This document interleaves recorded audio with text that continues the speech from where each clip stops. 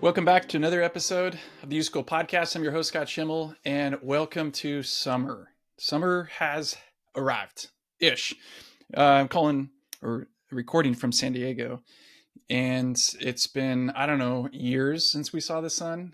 It's been an very awfully long gray season. May gray, June gloom, Fogtober, like we're in the midst of it.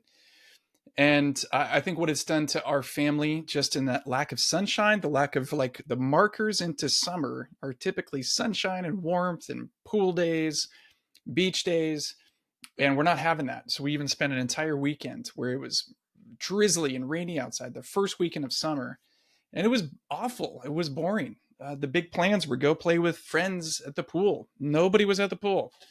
Go to the beach. Nobody was at the beach, and it just was not a real good like what we needed. And what I want to talk about in this short episode are we're going to get into boredom because summer tends to create the space that sometimes, I mean, we all want it. Kids, especially, will say, I can't wait till summer, can't wait till summer. But start your clock when the summer starts. How long does it take before you hear a kid complain, I'm bored? What are we doing today? What are we doing next? What we're actually going to talk about is that learning how to embrace boredom, learning how to experience it, deal with it, make good choices in it is actually a critical life skill that I think every kid needs. Now, no kid wants to hear about this.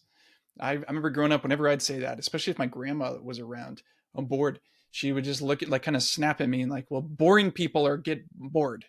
So don't be boring. In other words, it's your choice. The science of boredom is fascinating to me. I've done some research. It's an uncomfortable feeling, similar to hunger, thirst, tiredness, similar to loneliness. Boredom is an indication from your system that in this there's actually agitation, but while being sedentary. Now you hear echoes. To me, I hear echoes of we are made, of course, for rest because we get tired. We are made for connection. We're also made to be productive. We're made to be productive people.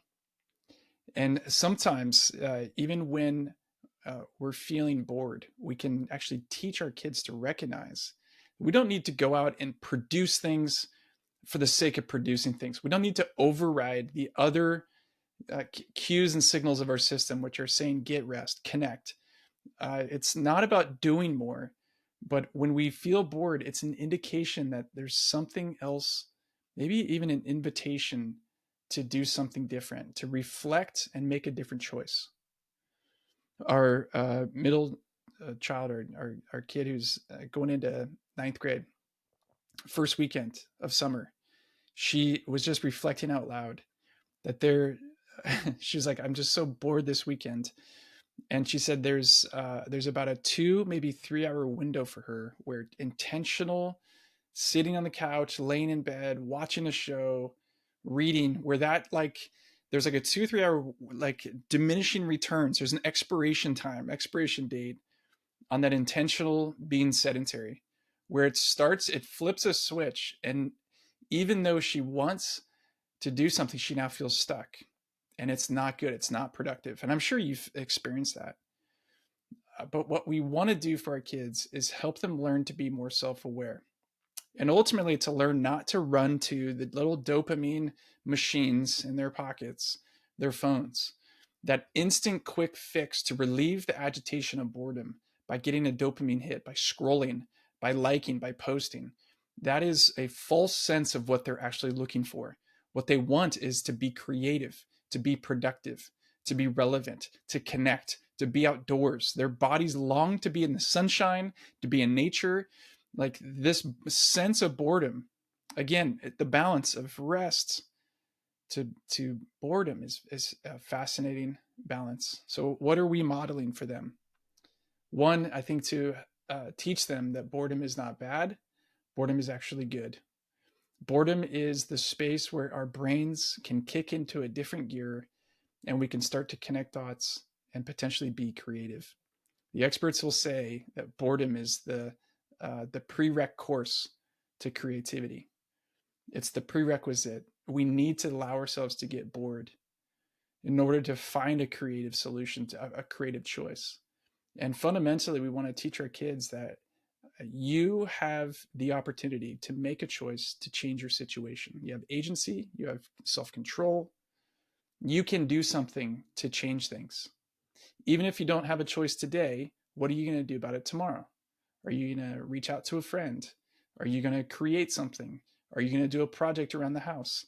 Are you going to go make a lemonade stand, babysit flyers somewhere, go work on something, go exercise? What are you going to do to resolve the agitated state of boredom? I doubt your kids want to hear this message.